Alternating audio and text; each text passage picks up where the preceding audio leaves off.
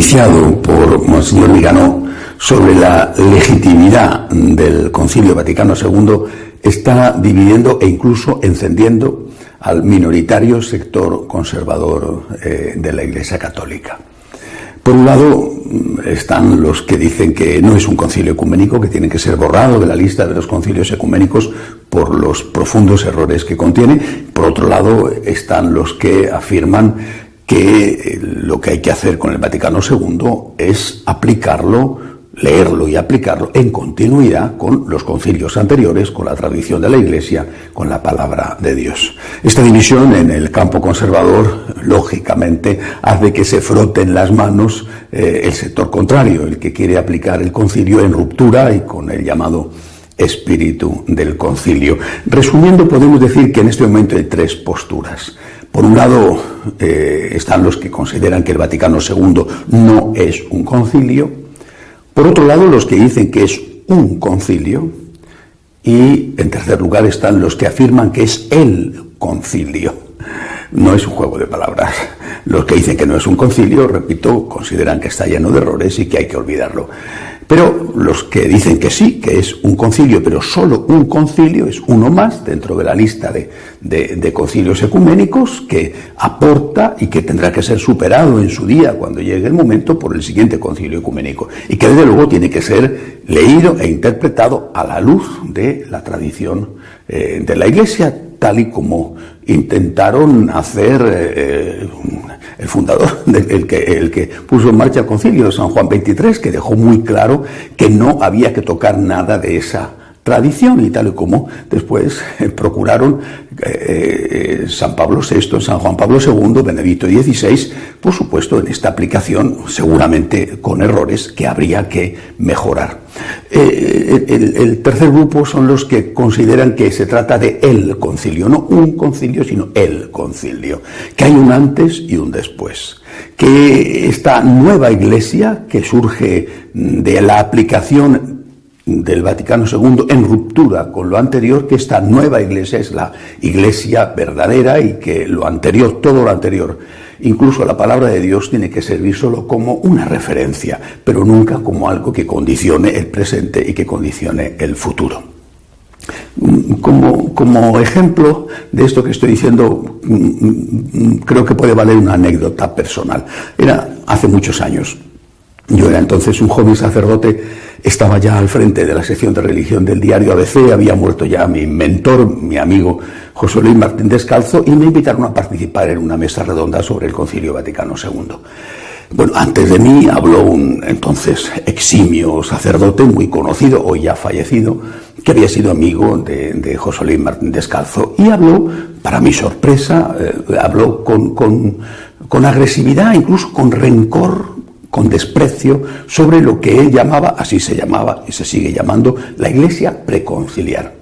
La Iglesia preconciliar era un desastre. Bueno, yo que he nacido justo antes del Concilio Vaticano II y que he vivido toda mi vida en el posconcilio, pues no tenía esa impresión, quizá porque no lo había conocido y no había padecido los horrores de esa Iglesia preconciliar, los supuestos horrores.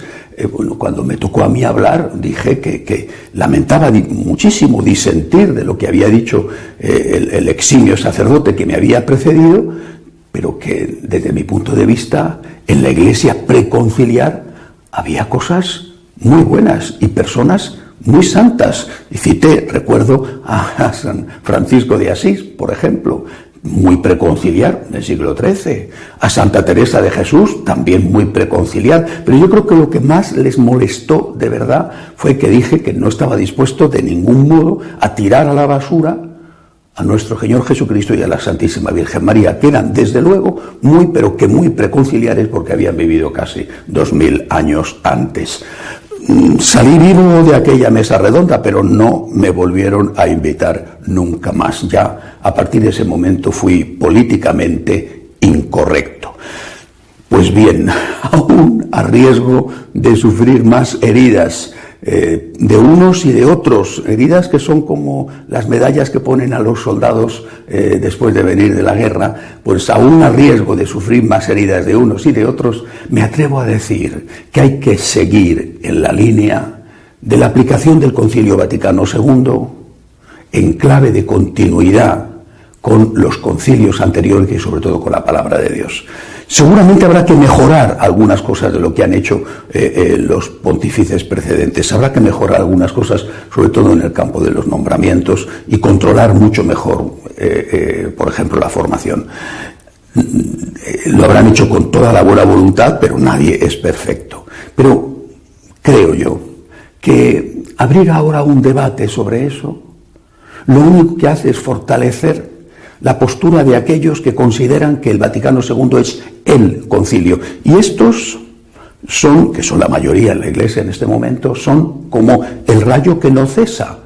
Esta semana un grupo de monjas alemanas han firmado un manifiesto reclamando el acceso al sacerdocio femenino, al sacerdocio para ellas, para las mujeres, y por supuesto al episcopado, quienes son sacerdotisas y obispas. Inmediatamente un alto cargo de la jerarquía alemana ha dicho que la causa de que haya tantas deserciones en la Iglesia en Alemania está en que no tienen sacerdotisas. Oye, ni se le ha movido un pelo del tupé. Dice que la causa de que la gente se vaya es que no tengan sacerdotisas, y parece mentira que no tenga delante de la mirada lo que todos saben, ellos los primeros, que los protestantes, los luteranos alemanes tienen sacerdotisas y obispas y están en una situación peor todavía que los católicos. Así que esa seguro que no es la causa. Serán otras, pero esa seguro que no.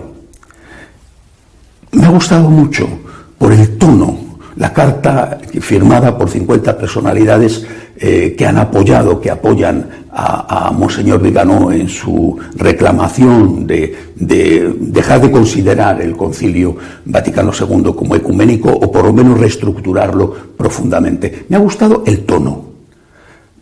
Hablemos, argumentemos, pero por favor, sin agresividad, sin odio.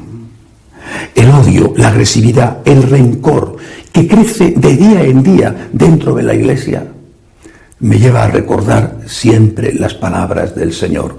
Un reino en guerra civil no puede subsistir. Se derrumba casa tras casa. Hablemos, dialoguemos, expongamos argumentos, pero no nos insultemos. Cuando se pierde la caridad, se ha perdido la razón. Vuelvo a repetir, desde mi punto de vista, profundicemos en la aplicación del Vaticano II, en continuidad con lo anterior, y mejoremos lo que se ha hecho.